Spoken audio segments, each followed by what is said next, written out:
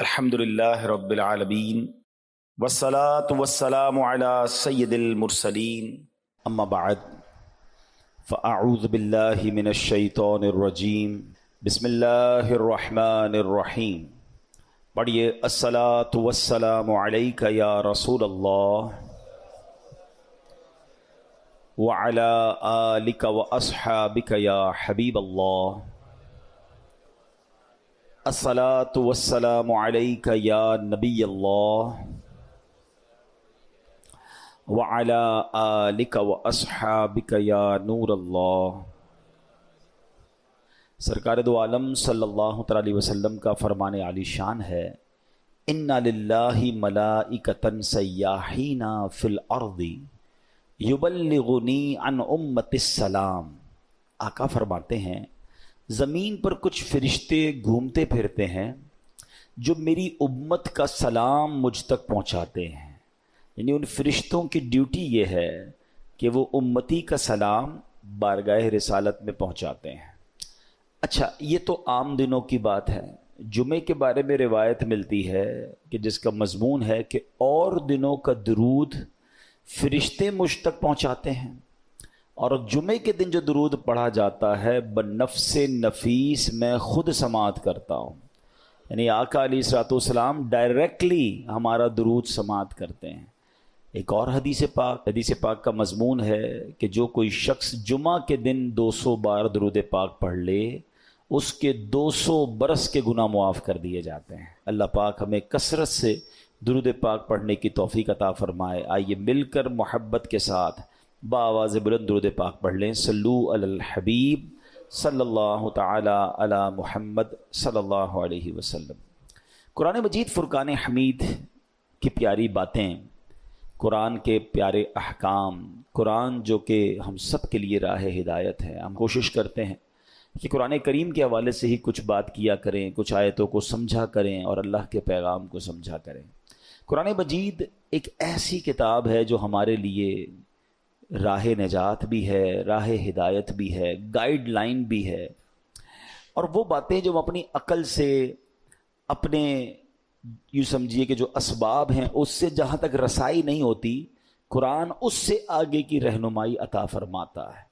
اب بعض اوقات قرآن کی کچھ باتیں ہیں جو اگر لوگ عقل سے چیک کرتے ہیں تو کنفیوز ہو جاتے ہیں، لیکن دیکھیں ہماری عقل محدود ہے۔ اب مثال کے طور پہ کوئی پہلی دوسری کلاس کا طالب علم ہو، اس کو آپ ڈاکٹروں کی کتاب پکڑا دیں، MBBS کی بک پکڑا دیں تو اس کو تو سمجھ نہیں آئے گی، ٹھیک ہے نا، کیونکہ اس کی عقل اس کتاب کے متعلق نہیں ہے۔ قرآن سمجھنا، اس کو بیان کرنا، یہ بڑے بڑے علماء کا کام ہے۔ تو ہمیں قرآن پاک جب بھی پڑھنا ہے اس کا ترجمہ اور اس کی تفسیر عاشقان رسول جو علماء ہیں ان کی تفسیر اور بڑے بڑے ائمہ کے اقوال سے سمجھنا ہوگا۔ عقل کے گھوڑے دوڑاتے ہیں اور قرآن کو موجودہ معاملات سے جب کمپیئر کرنے جاتے ہیں تو کچھ لوگ ٹھوکر کھا جاتے ہیں۔ جیسے مثنوی شریف میں ایک بار ایک فلسفی کہیں سے گزر رہا تھا، اس کے کانوں میں قرآن کی تلاوت کی آواز آئی اور اس نے سورہ ملک کی تلاوت سنی، اور سورہ ملک کی جب آخری آیت اس نے سنی، ہم نے کئی بار سنی ہوگی، قُلْ أَرَأَيْتُمْ إِنْ أَصْبَحَ مَاؤُكُمْ غَوْرًا فَمَنْ يَأْتِيكُمْ بِمَاءٍ مَّعِينٍ۔ کئی باری آیت سنی۔ ترجمہ کیا ہے اس کا؟ آسان ترجمہ قرآن کنز العرفان، تم فرماؤ بھلا دیکھو تو اگر صبح کو تمہارا پانی زمین میں دھس جائے تو وہ کون ہے جو تمہیں نگاہوں کے سامنے بہتا ہوا پانی لا دے۔ یہ آیت کریمہ سن کر وہ فلسفی تکبر اور غرور میں کہنے لگا اس پہ کیا بڑی بات ہے، اگر اللہ پانی کو دھسا دے گا تو ہمارے پاس تو بڑی بڑی ڈرل مشینیں ہیں، بڑے بڑے آلات ہیں، ہم پانی کو نکال لیں گے، ہیں یہ تو جناب ہمارے اختیار میں ہے۔ اللہ فرماتا کون ہے جو نکالے، ہم نکالیں گے۔ اب اس نے قرآن کو اپنی عقل سے سمجھنے کی کوشش کی۔ اچھا، اب کیا ہوا، رات کو وہ فلسفی سویا تو اس کے خواب میں اس نے دیکھا کہ ایک بڑا طاقتور شخص آیا، اس نے اس فلسفی کے منہ پر ایک زوردار چانٹا مارا۔ جب چانٹا مارا تو اس کی دونوں آنکھیں باہر آ گئیں، اور ہماری آنکھوں میں نور کا ایک ایک قطرہ ہوتا ہے، دونوں آنکھوں میں ایک ایک قطرہ ہوتا ہے جس سے ہم دیکھتے ہیں، پانی، آنکھوں کا پانی جس کو اب کہا جاتا ہے، تو قطرے زمین پر گر کر خشک ہو گئے۔ خواب میں یہ سب کچھ ہوا ہے۔ خواب میں آنے والے شخص نے کہا کہ اے بدنصیب، اگر تو واقعی کدال اور پھاوڑے اور سائنسی آلات سے زمین میں گیا ہوا پانی نکال سکتا ہے تو اپنی ان دونوں آنکھوں سے نکلے ہوئے جو قطرے ہیں اس کو پانی کو نکال کے دکھا۔ صبح ہوئی تو اس کی آنکھیں پھوٹی ہوئی تھیں، آنکھوں میں بہت درد تھا، نظر کچھ نہیں آ رہا تھا، اور اس کا وہ جو سارا نشہ تھا، سارا غرور تھا، وہ بھی اتر چکا تھا کہ ہر چیز اپنے دماغ سے فیصلہ نہیں کی جاتی، اللہ کے احکام ہیں تو ہمارا کام اس پر عمل کرنا ہے، اس پر یقین کرنا ہے، اسے فالو کرنا ہے۔ قرآن میں ایسے ایسے خزانے ہیں، تو قرآن تو وہ عظیم کتاب ہے کہ جس کی ہمیں جو ہے برکتیں حاصل کرنی چاہیے۔ معاذ اللہ اس کو ڈبیٹ میں، یعنی اس کو اگینسٹ میں اس کے بات کرنے سے پہلے 1000 بار سوچنا چاہیے۔ ہم مسلمان ہیں، ہمارا کام ایمان لانا ہے۔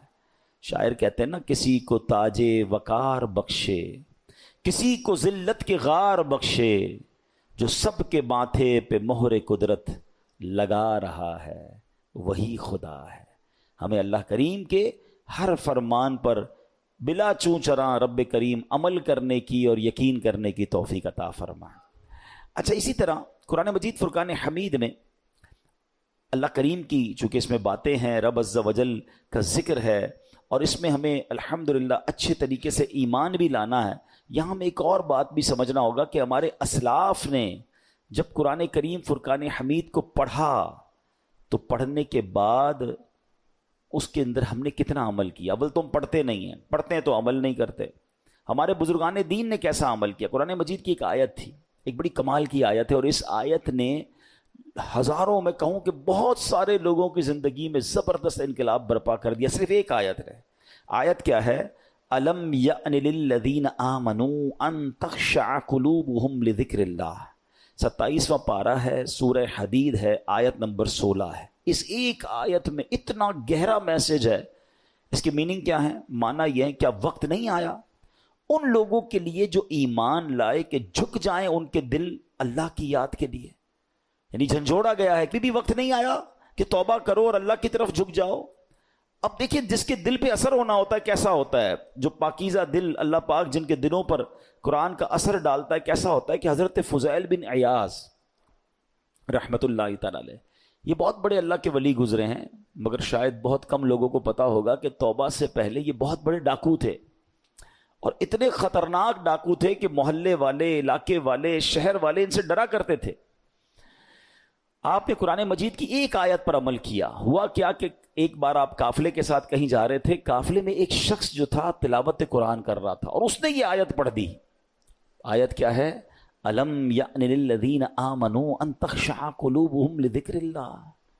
کیا وقت نہیں آیا ان لوگوں کے لیے جو ایمان لائے کہ جھک جائیں ان کے دل اللہ کی یاد کے لیے؟ اب جب یہ آیت آپ نے سنی نا، حضرت فضیل بن عیاض کے دل پر ایسا اثر ہوا، اتنا روئے، اتنا روئے، اور کہتے ہیں یا اللہ وہ وقت آ گیا ہے کہ ہم تیری راہ میں چل پڑیں۔ آپ رحمت اللہ تعالی علیہ زاروں کے تار رونے لگے، اس کے تقاضے پورے کیے، لوگوں کا لوٹا ہوا مال واپس کیا، اور اپنے سارے جو ڈاکوؤں کا گروپ تھا کہہ دیا کہ میں نے توبہ کر لی ہے، اب میں اللہ کی نافرمانی نہیں کروں گا۔ ڈاکوؤں کے قافلے والوں نے کہا کہ سردار، اب ڈکیتی میں بھی ہمارے سردار تھے، اب توبہ کر لی تو اس میں بھی آپ ہمارے سردار ہیں۔ پورے قافلے نے توبہ کی، اللہ کی یاد میں لگ گئے، علم دین سیکھا، عبادت و ریاضت میں مصروف ہوئے۔ اللہ اکبر! پھر اللہ نے آپ کو ولایت کا ایسا مقام عطا کیا کہ ایک مرتبہ منا میں ایک پہاڑ پر موجود تھے، آپ نے فرمایا اگر کوئی ولی اللہ اس پہاڑ کو حکم دے کہ ایک پہاڑ لمبا ہو جا تو فوراً لمبا ہو جائے گا۔ بس اتنا کہنے کی دیر تھی کہ پہاڑ نے لمبا ہونا شروع کر دیا۔ آپ نے فرمایا پہاڑ رک جا، میں نے تجھے حکم نہیں دیا ہے۔ یہ سنتے ہی وہ ٹھہر گیا۔ تو اللہ والے جو ہوتے ہیں، اب یہاں جو اصل ہمیں بات سیکھنی ہے کہ توبہ کرنے سے اللہ کیسا مرتبہ عطا فرماتا ہے۔ ڈاکو ہو، اللہ اسے اپنا ولی بنا لیتا ہے، بس سچے دل سے توبہ کرنا ہے اور قرآن کے نور کو دل میں داخل کرنا ہے۔ ایسی بہت ساری قرآن میں آیتیں ہیں، اگر بندہ دل سے پڑھے تو وہ ڈائریکٹ دل پر اثر کرتی ہیں، امپیکٹ کریٹ کرتی ہیں۔ آپ قرآن کا امپیکٹ دیکھیں نا، کبھی کبھی ایسا ہوتا ہے کہ بہت اچھا قاری تلاوت کرنے والا ہو یا امام صاحب بڑی اچھی تلاوت کر رہے ہوں، ہمیں سمجھ نہیں آتا مگر آنکھوں سے آنسو جاری ہو جاتے ہیں، دل پر ایک کیفیت طاری ہو جاتی ہے۔ کیسے؟ بات تو سمجھ نہیں آ رہی ہے۔ یہ وہ قرآن کا نور ہے، یہ وہ قرآن کی برکت ہے۔ جو آپ اپنے دل میں محسوس کرتے ہیں. اللہ کرے کہ میں اور آپ سمجھ کر قرآن پڑھنے والے بنیں اور قرآن کی برکتیں حاصل کریں. صحابہ کرام کس طرح عمل کرتے تھے؟ قرآن کی آیت پڑھتے تھے اور نیکی پر عمل کر لیتے تھے. بخاری شریف کی ایک حدیث ہے، حضرت ابو طلحہ انصاری رضی اللہ تعالیٰ عنہ بڑے مالدار صحابی تھے. انہیں اپنے مال میں بے روحا، یہ بڑا پیارا ایک آپ کا کنواں تھا، باغ بھی تھا، وہ باغ بڑا پسند تھا آپ کو.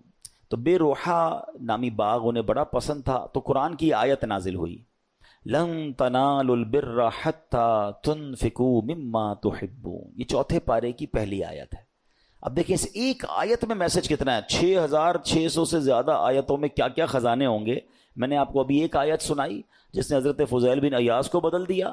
ابھی ایک آیت سنائیے، چوتھے پارے کی پہلی آیت. ترجمہ کیا ہے اس کا؟ تم ہرگز بھلائی کو نہیں پا سکو گے جب تک راہ خدا میں اپنی پیاری چیز خرچ نہ کرو. کیا شاندار میسج ہے. اگر بھلائی چاہیے تو اللہ کی راہ میں بیسٹ خرچ کرنا ہے، گھٹیا نہیں. اچھا انہوں نے پڑھی یہ آیت، ابھی نازل ہوئی، ابھی پڑھی، فوراً نبی پاک کی بارگاہ میں حاضر ہوئے، کہتے حضور بے روحا جو ہے نا باغ مجھے بڑا پسند ہے. اللہ نے فرمایا ہے بھلائی جب ملے گی جب بہترین چیز خرچ کرو گے. حضور میں اپنا یہ پورا باغ ہی راہ خدا میں خرچ کرتا ہوں، صدقہ کرتا ہوں. ادھر آیت پڑھی، ادھر عمل شروع. ہم نہ جانے کتنے بیان سنتے ہیں، کتنی آیتیں پڑھتے ہیں، کتنا قرآن پڑھتے ہیں، عمل کدھر ہے؟ تو یہ وہ لوگ تھے جو قرآن پڑھتے تھے اور فوراً اس پر عمل کرنا شروع کرتے تھے. اور پھر اللہ نے ان کو کیسا مرتبہ عطا فرمایا. اے میرے پیارے اسلامی بھائیوں، قرآن سے محبت کیجئے، قرآن سے دوستی کیجئے. حدیث پاک میں آتا ہے جس کا مضمون ہے وہ دل ویران ہے جس میں کچھ قرآن نہیں ہے. ہم چیک کریں ہمارے سینوں میں کتنا قرآن ہے.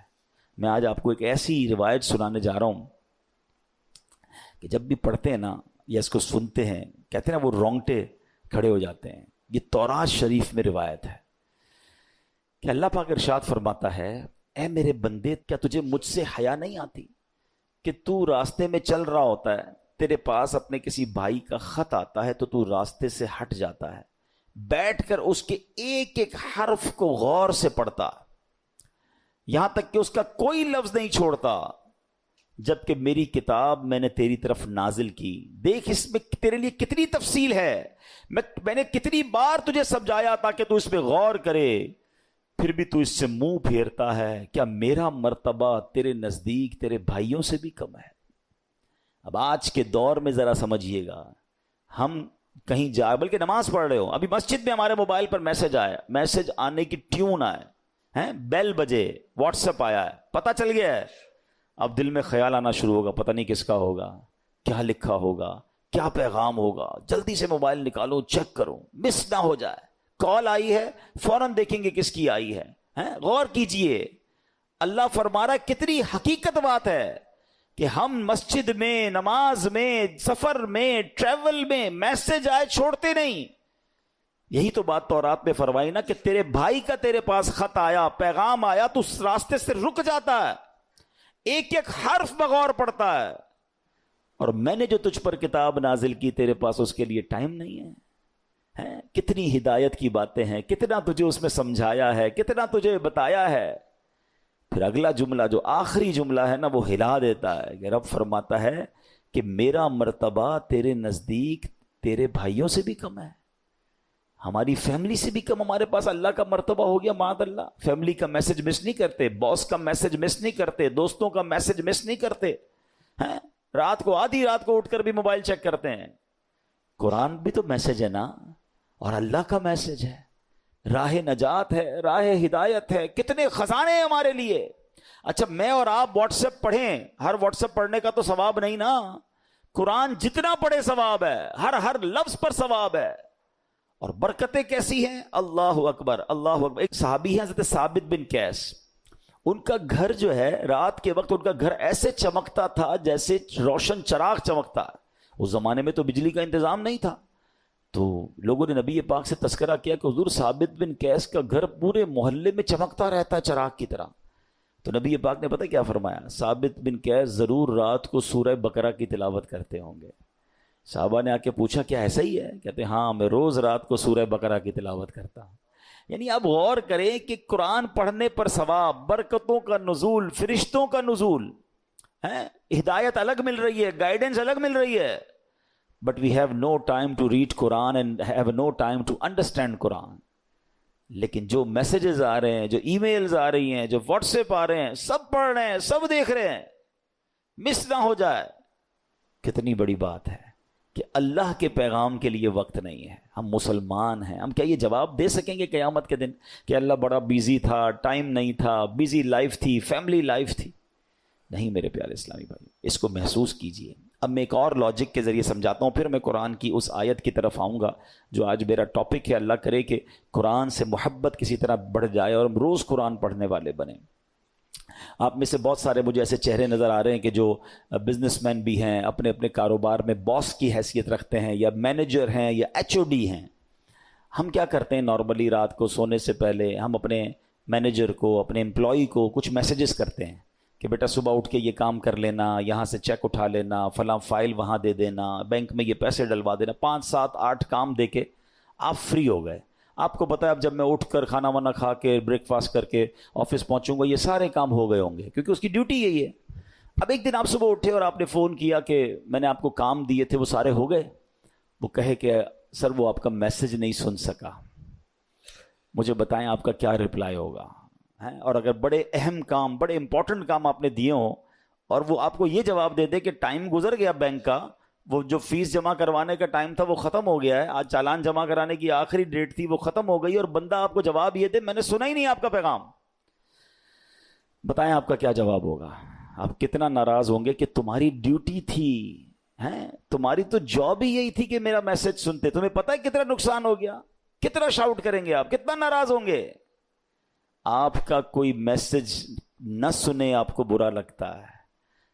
مجھے 40 سال ہو گئے, کسی کو 50 سال ہو گئے, کسی کو 30 سال ہو گئے اس دنیا میں آئے ہوئے, سب کے گھر میں قرآن ہے, سب کے گھر میں اللہ کا میسج آیا ہوا ہے. کیا آپ نے پڑھ لیا ہے؟ آپ نے سن لیا ہے؟ آپ نے سمجھ لیا ہے؟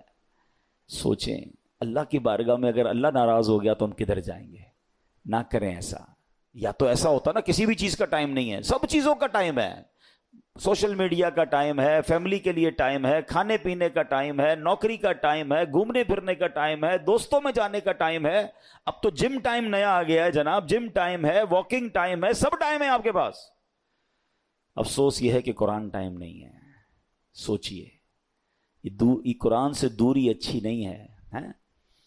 آپ کو پتہ ہے جب میں اور آپ قبر میں جائیں گے نا, سارے سافٹ ویئر آف لائن ہو جائیں گے. جتنے سافٹ ویئر ہم کھولتے ہیں نا, قرآن قبر میں بھی آن لائن ہوگا. حدیث پاک میں آتا ہے سورہ ملک جو روزانہ رات کو تلاوت کر لے, یہ 30 آیتوں والی سورت وہ ہے جو قبر میں آ کر عذاب سے بچائے گی. مگر اس کا بھی ٹائم 6-7 منٹ لگتے ہیں سورہ ملک پڑھنے میں, لیکن اس کا بھی ٹائم نہیں ہے. اچھا اگر میں قرآن نہیں پڑھ رہا, اب آپ اس کا امپیکٹ سوچئے گا, اگر ہم قرآن سے دور ہو گئے تو ہمارے بچوں کا کیا حال ہوگا؟ آہستہ آہستہ یہ نسلیں تو دور ہوتی چلی جائیں گی نا. اگر میرے بچے قرآن پڑھنے والے نہیں ہوں گے تو اینڈ آف دا ڈے مجھے ایصال ثواب کیا کریں گے؟ کیا سوشل میڈیا کھول کر ایصال ثواب کریں گے, یا قرآن پڑھ کر میری قبر پر آ کر فاتحہ پڑھیں گے ایصال ثواب کریں گے؟ سوچئے, اپنے گھر میں یہ ماحول بنائیے, میں بھی قرآن پڑھوں, میری فیملی بھی قرآن پڑھے, انہیں نظر آئے کہ گھر میں قرآن کی تلاوت ہوتی ہے, پھر قرآن انڈرسٹینڈ کریں. اب تو بڑا آسان ہو گیا ہے, اب تو اردو زبان میں ترجمے موجود ہیں, ٹرانسلیشنز ہیں ماشاءاللہ. دعوت اسلامی نے تو قرآن کو اتنا آسان کر دیا ہمارے لیے کہ ترجمہ قرآن اور پھر تفسیر قرآن صراط الجنان, یہ اتنی کمال کی قرآن پاک کی تفسیر ہے, ڈیٹیل تفسیر آسان اردو میں. پھر اس کی اپلیکیشن بھی بنا دی ہے, آپ سرچ بھی کر سکتے ہیں کوئی ٹاپک, کوئی آیت, کوئی موضوع, اور آپ کو اس کے تحت قرآن پاک کی تفسیر مل جائے گی. اپنے موبائل میں ڈاؤن لوڈ کر لیں, فری آف چارج ہے.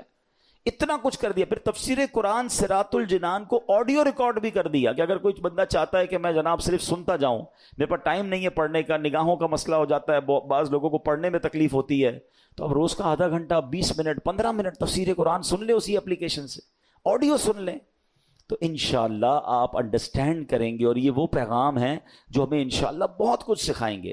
تو آج میں قرآن پاک کی ایک ایسی آیت, الحمدللہ ہم یہ بھی کوشش کرتے ہیں کہ جس میں ہم قرآن پاک کی ان آیتوں کا ذکر کریں کہ جس میں اللہ نے براہ راست مومنوں سے بات کی ہے. اے ایمان والو کہہ کر, او یو بلیورز, یا ایھا الذین آمنو. یاد رکھیے گا ویسے تو مور دین 6000 آیات ہیں قرآن میں, مگر 89 آیتیں وہ ہیں جس میں ڈائریکٹلی مجھ سے اور آپ سے اللہ نے بات کی ہے. پیارے بھائیوں، کم از کم وہ 89 آیتیں تو پڑھ لیں کہ اللہ نے مجھے کہا کیا ہے، حکم کیا دیا ہے، آرڈر کیا دیا ہے. اب انہی میں سے ایک آیت آج میں تلاوت کر رہا ہوں. یہ پارہ نمبر 4 ہے، سورہ آل عمران ہے، اور آیت نمبر 200. اللہ ارشاد فرماتا ہے، یا ایھا الذین آمنوا اصبروا وصابروا ورابطوا واتقوا اللہ لعلکم تفلحون.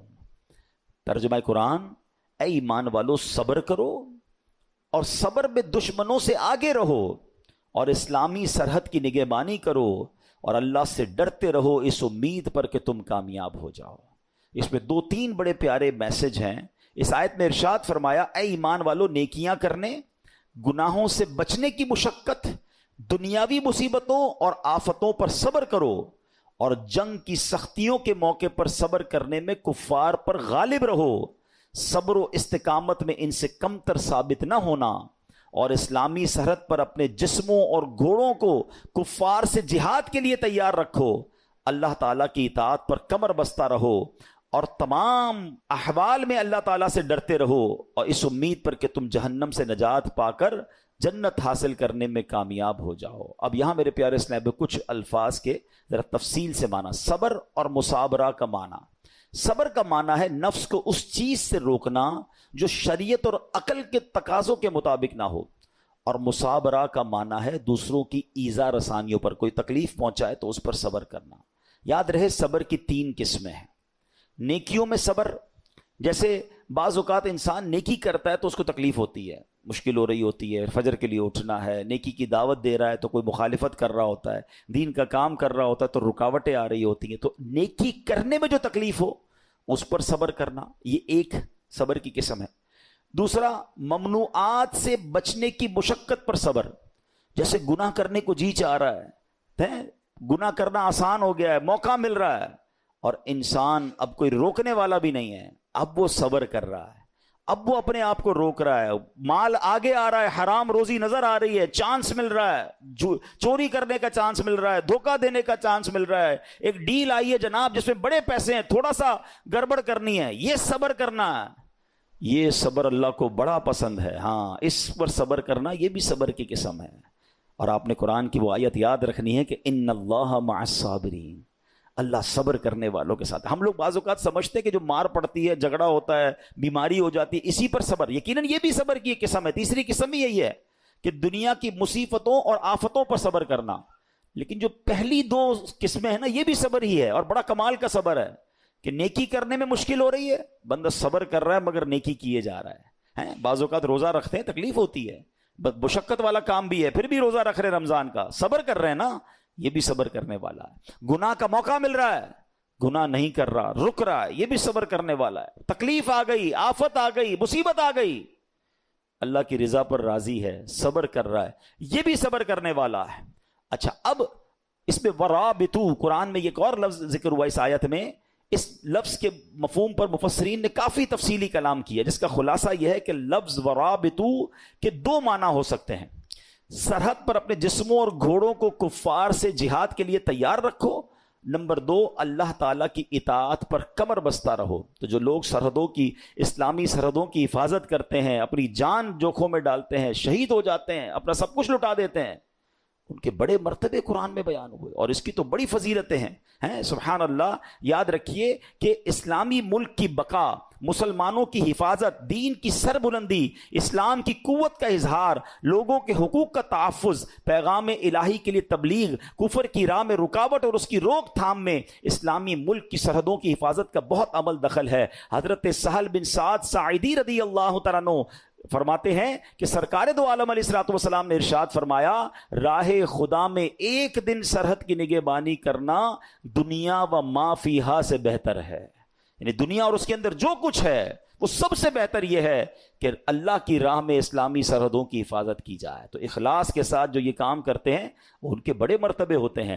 حضرت سلمان رضی اللہ تعالیٰ سے روایت ہے، نبی پاک علیہ الصلوۃ والسلام نے ارشاد فرمایا، ایک دن اور ایک رات سرحد کی حفاظت کرنا 1 مہینے کے روزوں اور قیام سے بہتر ہے. حفاظت کرنے والا اگر مر گیا تو اس کے اس عمل کا اجر جاری رہے گا اور وہ فتنہ قبر سے محفوظ رہے گا. تو یہ نصیب والوں کا حصہ ہوتا ہے. ٹھیک ہے.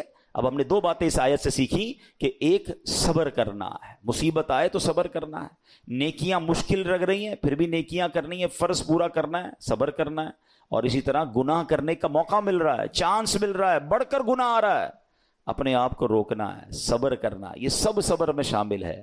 اور پھر ہم نے اسلامی سرحدوں کی حفاظت کے بارے میں سنا۔ اسی طرح میرے پیارے اسلامی بھائیوں، نبی پاک نے ایک بار صحابہ کرام سے فرمایا تمہیں ایسی چیز نہ بتا دوں جس کے سبب اللہ تعالیٰ خطائیں مٹا دے اور درجات بلند کرے؟ عرض کی حضور ضرور بتائیے۔ ارشاد فرمایا جس وقت وضو ناگوار ہوتا ہے اس وقت وضو کامل کرنا، اور مسجدوں کی طرف قدموں کی کثرت، اور ایک نماز کے بعد دوسری نماز کا انتظار، اس کا ثواب ایسا ہے جیسا کفار کی سرحد پر حمایت بلاد اسلام کے لیے گھوڑا باندھنے کا ہے۔ یعنی کچھ لوگوں کو تو جہاد کا موقع ملتا ہے، اللہ ان کو سلامتی عطا فرمائے، مگر عام مسلمان جیسے ابھی کوئی اگر اسلامی سرحدوں پر ہمارے ملک میں کوئی ایسا معاملہ نہیں اور ہم نہیں جا پا رہے، تو یہ کتنی پیاری حدیث ہے کہ ایک نماز سے دوسری نماز کا انتظار کرنا، جب وضو مشکل ہو اس وقت وضو کرنا، سردیوں میں بعض اوقات وضو مشکل ہو جاتا ہے، مسجدوں کی طرف قدم رکھ چلنا، تو آقا فرماتے ہیں اس کا ثواب ایسا ہے کہ کفار کی سرحد پر حمایت بلاد اسلام کے لیے گھوڑا باندھنے کا۔ تو اے میرے پیارے اسلامی بھائیوں، قرآن پاک کی آیتوں میں ہم سب کے لیے بہت سارے میسج ہیں۔ آج بڑا مسئلہ یہ ہے کہ ہمارے اندر سے صبر ختم ہوتا جا رہا ہے، آج بے صبری کا دور ہے، چھوٹی سی مشکل آ جائے، چھوٹی سی پریشانی آ جائے، ہم شکوہ کرتے ہیں، ہم شکایت کرتے ہیں۔ یاد رکھیے سب کو بتا کر صبر نہیں ہوتا ہے۔ بعض اوقات ہمارے ساتھ کوئی پرابلم ہو، پورے محلے کو بتایا، ارے بھائی بڑا مسئلہ ہے، کاروبار ڈاؤن ہو گیا ہے، طبیعت بالکل ٹھیک نہیں ہے، فلاں نقصان ہو گیا ہے، سب کو بتا کر آخر میں کہتے ہیں جناب میں تو صبر ہی کر رہا ہوں۔ یہ صبر نہیں ہے۔ صبر پتہ ہے کس کو کہتے ہیں؟ میں جانوں میرا رب جانے۔ ہاں، کسی کو پتہ نہ چلے۔ ہم ایک جملہ بڑا شوق سے کہہ رہے ہوتے ہیں، کافی لوگوں کے منہ پر یہ جملہ ایک محاورے کے طور پر آ گیا ہے کہ اللہ پاک آپ کو صبر جمیل عطا فرمائے، صبر جمیل پر اجر عظیم عطا فرمائے۔ ان کو کبھی روک کے پوچھیں حضرت صبر جمیل کہتے کس کو ہیں؟ تو ہمیں شاید یہ نہیں پتا ہے، ہم شاید کسی جمیل بھائی کا صبر سمجھ رہے ہیں۔ یہ جمیل بھائی کا صبر نہیں ہے۔ صبر جمیل کی ڈیفینیشن لکھی ہے کتابوں میں۔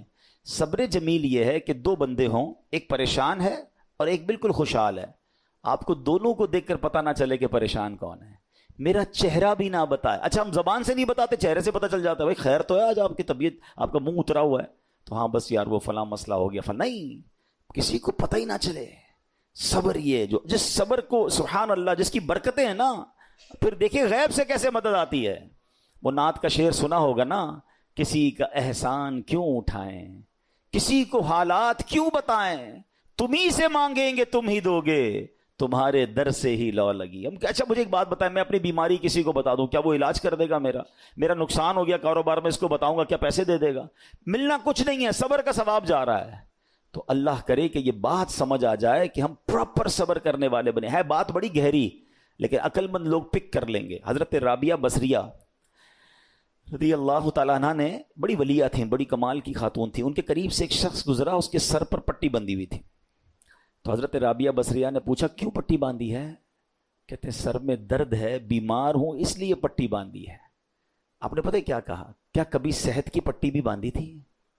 اب یہ بات بڑی گہری ہے۔ یعنی ان کا کہنا یہ تھا کہ رب نے تمہیں اتنے دن تک صحت مند رکھا، کسی کو نہیں بتایا، آج تھوڑے دن کے لیے بیماری ہوئی تو پٹی باندھ کے سب کو بتا رہے ہو کہ اللہ نے بیمار کیا ہے۔ یہ بات سمجھنی ہے کہ ہماری پرابلم ہماری ہے، میرا رب، اگر رب راضی ہے میری پرابلم پر تو میں بھی راضی ہوں نا۔ کیونکہ آپ حدیثیں تو پڑھیں کہ نبی پاک علیہ الصلوۃ والسلام کی حدیث پاک ہے جس کا مضمون ہے کہ اللہ پاک جس بندے سے محبت کا ارادہ فرماتا ہے اس پر آزمائشوں کی بارش بھیج دیتا ہے۔